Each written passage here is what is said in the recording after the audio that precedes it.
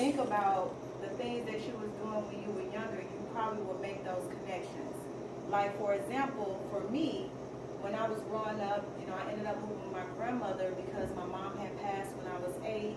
And, when you move in with your grandparents, money is not really there because they got to start all over and things like that.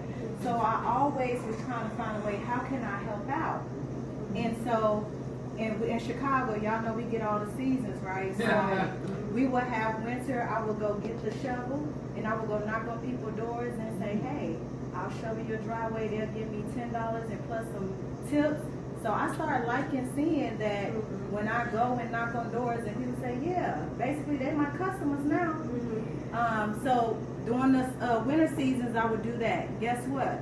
We got fall, the leaves. Everybody got leaves. I'll take my rake, go knocking on doors. Can I rake your yard? And who gonna say no to a 9-10-year-old coming to work? So it started from there, and it even got to the point where my grandfather taught me how to mow the lawn. And guess what? I didn't carry it around. I first got a list so I could see who wanted, and I'll come and make the appointments and come, because I was not for the haul bag all around. But I wanted to share that because the connection is that I've always had that entrepreneur spirit. And a lot of times when you're trying to find out what's my true gift, what's my real skills, what's my real abilities, if you kind of go back to the things you was doing when you was younger, when you was free, you didn't have that much fear, and you just was doing what you was doing, usually you're going to kind of find yourself in that arena. So going through life, I always was looking for opportunities. I ended up starting, when I first started working, I worked at Hollywood Video when I was 17. And then I ended up going into the dental field working on braces. So I was an orthodontic assistant for like 11 years, right? So then my particular orthodontist always asked my manager for a day sheet. And I always wondered, like, why do you always want to know about this day sheet, whatever it was. I didn't know what it was, but that's why we hear him call it. So one day I said, Dr. Trill, what is a day sheet and why you always ask Megan for it?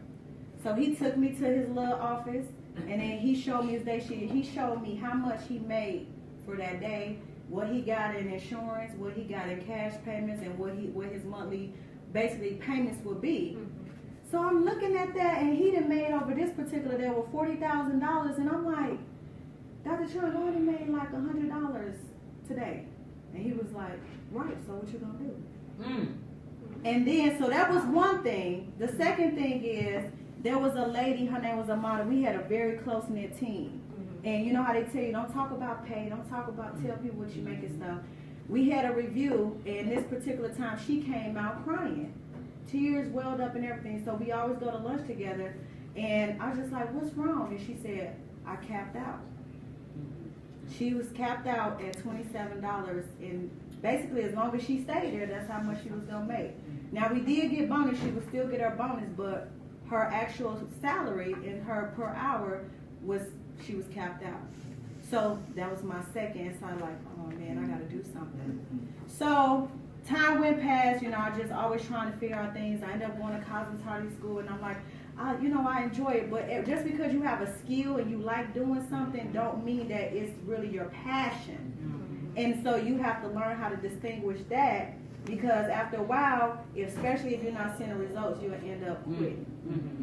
And most people end up quitting, and a lot of times I tell them, it's probably not your passion, because you're not going to give up that easily on your passion. So here we are, years go by. We ended up moving to Texas.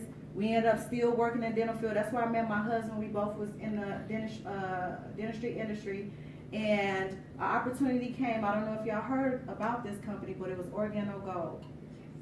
That's when we got involved in that. That's when our whole lives had changed, and we really got to understand what entrepreneurship was. And so we learned a lot of different principles and a lot of necessary things that we needed to help us build the muscle of entrepreneurship, because it's not easy. So I wanted to just kind of go over some things with you all in this brief time, because what I learned is, and this is just me reflecting back, as an entrepreneur, we have to have a foundation. Because a lot of times you have this idea, you just go out and you don't have, you don't know what to search for. I've been working, now it's my time.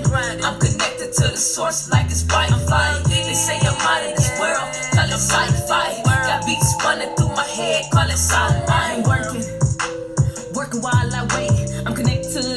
and never lead me astray. Already know what they gon' say. He prepared me for the case when they come up against me. When I mention Yahweh,